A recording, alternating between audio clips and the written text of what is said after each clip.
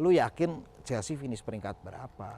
Gue rasa sih walaupun dengan investasi yang besar-besaran seperti ini, gue rasa untuk musim pertama belum bisa. Kalau orang bilang calon penantang juara, iya penantang juara aja. Cuman realistisnya itu peringkat ketiga gue rasa. From Stamford Bridge to Wembley, we'll keep the blue flag flying high. Nyanyi nggak bener aja, nggak hafal teks. Hai Scorer, jumpa lagi dengan saya co-host Julidin Bola, Jalu Wirajati. Kali ini saya ditemani oleh fans tim yang lagi sering belanja di bursa transfer musim panas 2020, Ikram Mukhlis. Oke.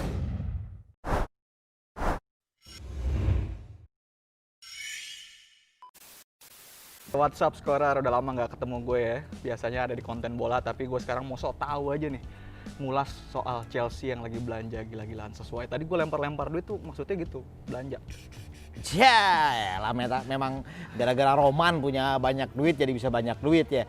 Iya, kali ini memang Chelsea bisa jadi omongan karena ibaratnya nih ya, bukan orang kaya baru, dia Chelsea ini kan orang kaya lama juga kan. Maksudnya ketika tahun lalu mereka hemat dengan tidak belanja karena kena embargo, sekarang langsung foya-foya dengan kirim duit segala macam. Lu yakin gak sih emang Chelsea bisa menjadi juara dengan ngeluarin banyak duit itu? Enggak, pertama kita... Ya enggak, percuma. Lu gimana jadi fans? Bukan masalah gak yakin. Lu kenapa selalu memulai suatu pembicaraan dengan negasi sih? Enggak, lu kenapa selalu kayak gitu? Bukan begitu, tapi kita bahas dulu. Ini adalah revenge-nya Chelsea lah menurut gua. Karena kemarin sempat kena embargo, terus sekarang klub-klub lain lagi terdampak COVID. Sementara di embargonya dicabut, yang lain nggak punya source duit. Nah, Roman ini kan orangnya baik hati nih kan, ya, dan tidak sombong. Tidak sombong. Duitnya banyak ya kan. Nah, karena sistem keuangannya Chelsea itu pakai soft loan dari ownernya, mereka nggak perlu pusing-pusing dong ya nggak? Yes. Untuk spending. Dan satu lagi halnya, financial fair play itu sekarang lagi dipospon dulu satu musim ya kan, gara-gara pandemi kan. Nah itulah bener banget jadi strateginya tuh. Wah, jor-joran aja dulu ya nggak. Jadi strateginya bayar UEFA supaya FFV dipospon gitu kan maksudnya. Wah, iya kan? kagak lah. Ya itu bukan bisa dipospon, paling Chelsea, City yang bayar nggak Iya, City juga ini ya apa? Jor-joran. Tapi ya nggak sejor-joran Chelsea kalau kita ngelihat dari segi kebintangan ya. Ada siapa aja pemain baru Chelsea? Hakim Ziyech itu emang udah dari musim lalu kan. Udah terus yang kedua Timo Werner, yang baru lagi Kai Havertz. Lu tahu nggak Kai Havertz sejago apa? Wah, jago banget menurut Jagonya jago gimana? Nggak, ini emang menurut gua ini salah satu pembelian yang strategis ya buat Chelsea ya. Strategis gimana? Strategis. Maksudnya kemana-mana dekat, ke angkot, Nah, dekat. itu bisa dibilang gitu. Karena dia bisa posisinya itu bisa di mana aja dari kiper nggak bisa. Attacking midfielder ya kan. Terus kemarin sempat juga berperan sebagai penyerang, striker. Terus bisa juga di right wing. Nah, ini kan orang bilang dia ini nextnya Mesut Ozil. Tapi dengan di usia yang sudah muda dia udah cukup matang. Gue rasa ini bakal jadi pembelian strategis, kunci. Chelsea belanja pemain. Itu emang si Havertz, Werner, sama siapa tadi satu lagi Hakim Ziyech itu emang yang dibutuhin Chelsea nggak sih? Sebenarnya sih yang permasalahan utamanya tentu tidak ya. Karena yang jadi leak-nya musim lalu kan Leak itu apa leak? Kelemahan, kebocoran. Weak. Leak-leaknya bocor. Bocornya itu bahasa Inggris gua rada jelek emang. Kebanyakan di defense. Cuman menurut gua ini kita analogiin aja ya. Ini kan Lampard itu kan salah satu part terpenting dari era keemasan Chelsea di medio 2000-an sampai 2011-an awal ya kan. 2010-an awal. Nah, gue rasa dia masih berkiblat pada era itu untuk membangun tim ini. Gitu. Kiblatnya emang apaan? Bejubelin pemain tengah. Hah? Jubelin pemain midfielder. Iya emang jubel. Coba lu suka Chelsea dari tahun 2000-an, emang jubelin tengah siapa aja? Dulu ada Deco, ada Balak, ada Makelele. Balak tahun berapa gabung Chelsea emang? Lupa gue. Ya juaranya cuma sekali doang. Iya, terus ada Makelele, ada Lampredo, ya kan, Lampard. Banyak deh waktu itu Ya zaman. siapa aja, cuma 4 banyak. Ya emang Pak, lebih dari 3 banyak. Benar. Cuman siapa lagi yang tengah? Apalagi ya, lupa Lu gue. sebagai fans, gua ngecek dulu deh, lu sebagai fans Chelsea bener nggak dukung Chelsea? Ya, gua aja Lupa tanya, gua fans Liverpool, lu sebutin gelandang Ah. Liverpool tahun 90, Steve McMahon, John Barnes, gua aja apa, masa lu fans Chelsea nggak apa? Lupa ingatan, Baru kan? 15 tahun yang Ya, lalu. itu udah lama. Ya udah waktu Chelsea juara, ke tengahnya siapa aja? Itu ada yang tahun berapa tuh? 2004-2005 deh. 2004-2005 itu dari tengah ke depan ya. Coba dari kiper dulu deh, gue hitung 11 lu, bener nggak? Ya coba buruan, tebak. Ya nggak ada, lupa. Masa 11 tim juara aja, gue aja Liverpool tahun ini yang juara siapa aja gue apa? 2004-2005 ya. Iya. Ada Kiper masa nggak tahu? ada Peter Cech. Bek Peter kiri. Cech. Bek kiri itu ada Ashley Cole. Ashley Cole 2005-2006. Ada Wayne Bridge. Bek Wayne kanan. Bridge. Bek kanan itu ada Del Horno bukan ya? Nih, ini yang ngaku-ngaku fans Chelsea dan mengaku sosoknya sebagai dia. Tapi dia nggak apa sosok itu siapa? Paulo Ferreira lah bek kanannya. Oh iya, Paulo Ferreira benar. Ah. Pemain yang selalu dapat ponten 7 dari Jose Mourinho. Iya, tengahnya, John Terry, Ricardo Carvalho, tengah. Makelele. Ah. Terus ada Essien. Asian 2004-2005 apa 2005-2006? Belum, Essien. Lupa gua. Itu terus ada Frank Lampard. Ada kanan depan itu ada Robben. Terus ada strikernya banyak. Striker utamanya deh. Striker utamanya itu Didier Drogba lah waktu itu. Sayap kiri. Sayap kiri ada Jokol. Nah, kurang ke tengah satu karena maksud dengan mengatakan bahwa Chelsea musim ini seperti era Lampard, kejayaan Lampard, era Mourinho maupun era Ancelotti memperkuat tengahnya. Sekarang emang dulu kan katanya tengahnya cuma segitu doang yang lu apa. Sekarang menumpuk tengah siapa aja? Ada Hakim Ziyech. Tengah Hakim ke depan Ziyech. ya. Tengah ke depan, Katanya tadi tengah doang diperkuat, gimana sih? Lu nggak Ada konsisten ngomong. Jorginho sekarang. Terus ada Emang kepake Jorginho sekarang? Ya bisa aja. Apa? Bisa aja kepake. Ya kalau bisa aja Ya, semua karena juga bisa dipakai enggak di gini Piala loh, Liga juga. prinsipnya kan gini, kalau bermain itu kan kompetisi banyak, ya kan? Ya ini klasik lah, kompetisi banyak, terus ada FA Cup, ada Champions League, ada Premier League, ya otomatis rotasi harus lah, nggak harus yang line up dia aja, gitu loh. Ya udah kalau lu gambaran lu sendiri dengan skuad yang dibeli sekarang seperti apa sih? Gue rasa sih ini sebenarnya proyek jangka panjang ya, karena yang direkrut juga kebanyakan pemain yang masih cukup belia, dan yang kemarin juga yang jadi tulang punggung permainan Chelsea itu lumayan muda-muda gitu. Siapa? Ya Tammy Abraham, ya kan. Terus ada kemarin kalau Hudson-Odoi, Terus segala macem. Terus ada Pulisic, Ah. gitu-gitu kan masih pada muda tuh, 20, 21, kalau Hudson-Odoi masih belasan tahun gitu. Nah ini adalah proyek jangka panjangnya Chelsea, tapi memang kalau menurut gua mungkin ada sedikit kekecewaan ya, karena waktu musim kemarin itu pemain-pemain binaan Chelsea diambil ke tim utama, itu adalah sebuah titik terang baru buat pemain-pemain akademi yang segitu banyaknya gitu kan. Segitu banyaknya dulu pakai Emenalo kan polisinya minjemin keluar, terus nggak pernah dapat jam terbang gitu.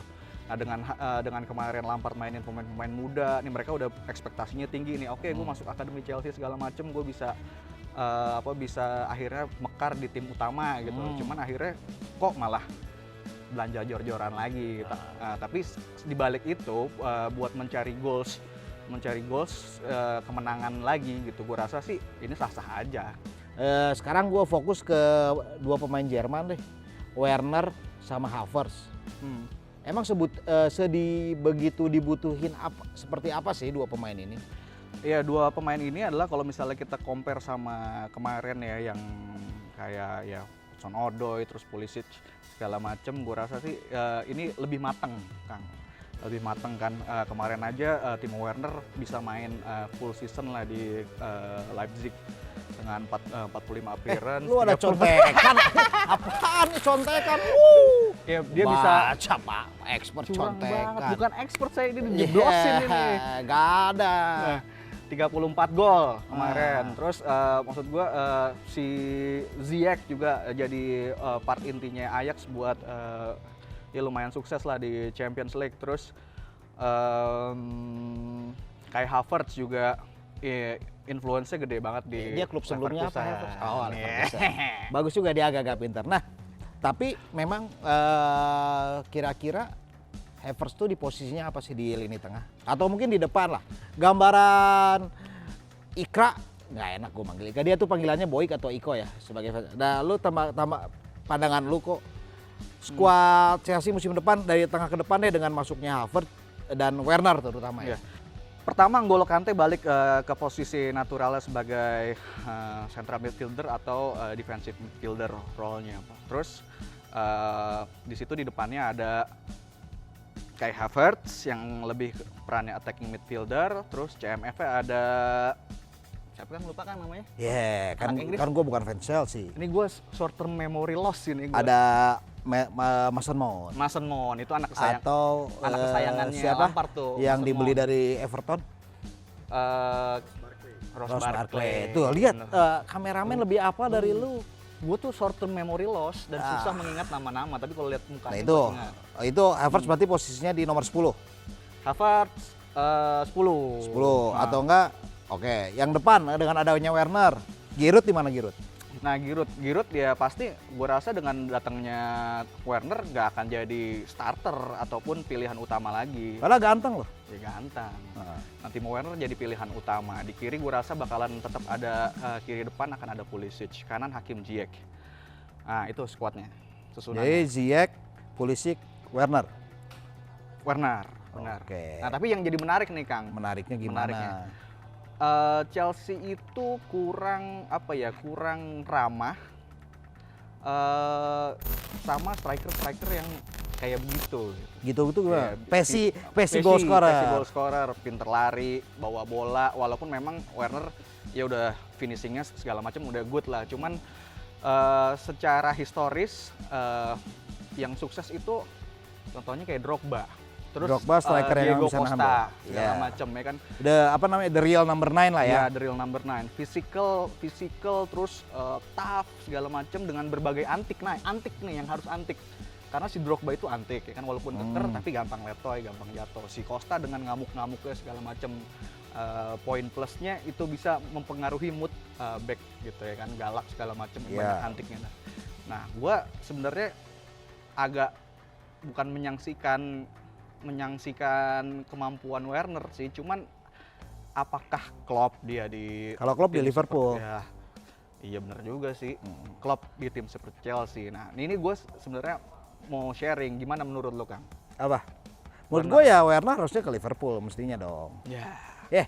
Lebih pas di Liverpool. Kalau main pakai pesi goal scorer, lu lihatlah. Semua di Liverpool yang pesi goal scorer mana salah sukses. Ke Chelsea ya memang Liverpool ini emang agak pelit ya. Tapi kita tahu Liverpool itu dalam 3 musim pemasukannya naik 3 kali lipat. Tapi kan kita lagi nggak bahas Liverpool.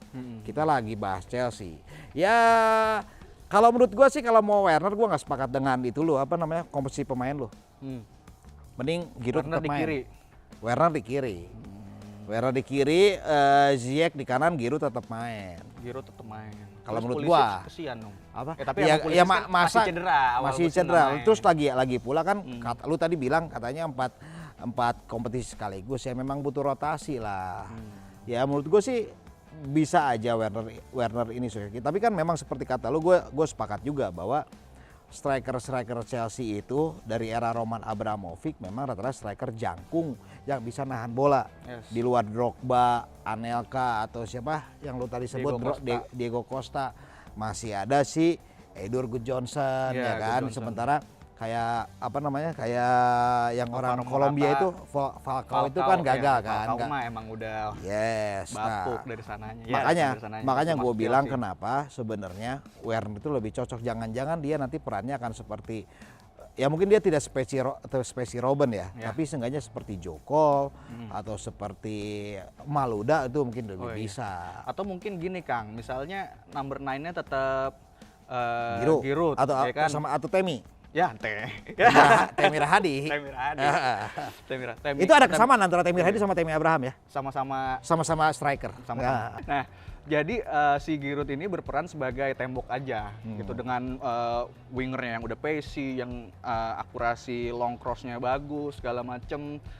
Dia jadi tembok dan abis itu bolanya jatuh ke Timo Werner. Kayak gol yang pertama Timo Werner. Nah, gue lebih sepakat kayak gitu kok. Karena lu inget gak sih 2004, 2005, 2006 Chelsea itu kuat bukan karena yang nyetak gol bukan karena strikernya. Yes. Tapi bagaimana 5 pemain lini penyerangan kecuali Makalele semua bisa meng-create gol. Benar. Itu sih menurut gue. Yang mungkin makanya kenapa lebih pas Oliver Giroud sebagai di depan karena gue melihat Lampard pasti ingin menduplikasi era kejayaan 2 musim pertama Mourinho di situ. Kalau melihat Werner, Havertz, gue selalu ingat emang ada pemain Chelsea yang pemain Jerman di Chelsea yang sukses. Ya itu juga ini menarik sih kalau misalnya bahas. Kalau nggak menarik nggak mungkin gua tanya kok. Iya, ini pertama gue sih ini dulu ya. Setiap klub itu kan dressing roomnya berbeda, terus pressure dari fansnya berbeda, ekspektasinya berbeda. Ini gue lebih cenderung ngomongin ke kayak Havertz sih sebagai sekarang yang mecahin rekor pemain termahal Chelsea kan, ya kan?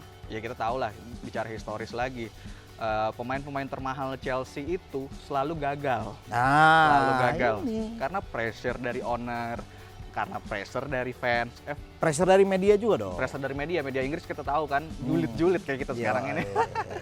Terus ya Alvaro Morata, Fernando Torres, sekarang ya kiper termasuk kayak Pak Andriy Shevchenko, semuanya failure semua karena ya itu ekspektasi berlebihan, di klub sebelumnya super, mainnya bagus, pas dia nggak bisa adaptasi ruang ganti, ya kan kita tahu juga ruang ganti Chelsea itu salah satu yang paling strong kan di Inggris.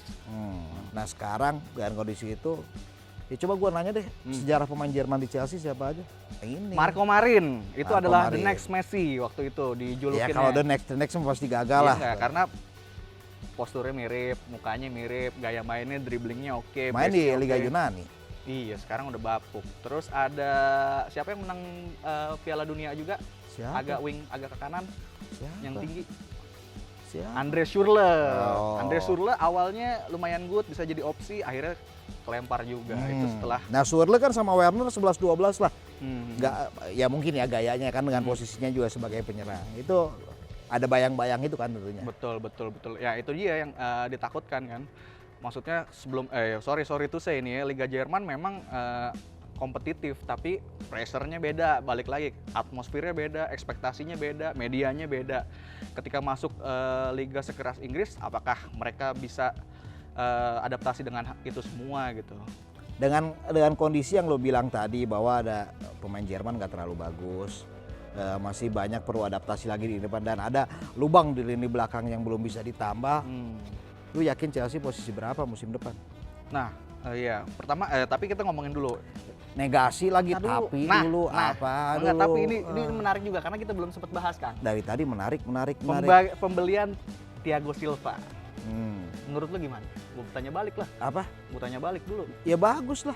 Chelsea itu butuh commanding defender semenjak John Terry nggak ada. Setuju. Ya, elah jadi setuju. Itu setuju. Nih, Chelsea sepanjang era Premier League setidaknya selalu yang setahu gue ya, karena kan gue bukan fans Chelsea, selalu punya commanding defender. Yang pertama adalah yang gue tahu adalah Marcel Desailly. Kapten timnas Prancis. Kapten Chelsea juga waktu itu kan. Ketika di posisinya dari gelandang pertahanan ditarik ke tengah. Terus mereka setelah itu tidak waktu lama lahirlah John Terry ya. Maksudnya lahir tuh secara posisi mapan di tim utama John Terry. Akamsi lagi. Nah setelah John Terry pergi kan, memang tidak ada tuh commanding defender. Gary Cahill yang diharapkan tidak bisa. Antonio Rudiger juga cenderung pendiam lah. Butuh commanding defender yang seperti Thiago Silva ini menurut gua. Kembali ke pertanyaan gua tadi kok, lu yakin Chelsea finish peringkat berapa? Gua rasa sih walaupun dengan investasi yang besar-besaran seperti ini, gua rasa untuk musim pertama belum bisa. Kalau orang bilang calon penantang juara, iya penantang juara aja. Cuman realistisnya itu peringkat ketiga gue rasa. Realistis peringkat ketiga? Realistis peringkat ketiga. Jadi lu untuk peringkat 3 aja udah cukup puas? Dan juara FA Cup.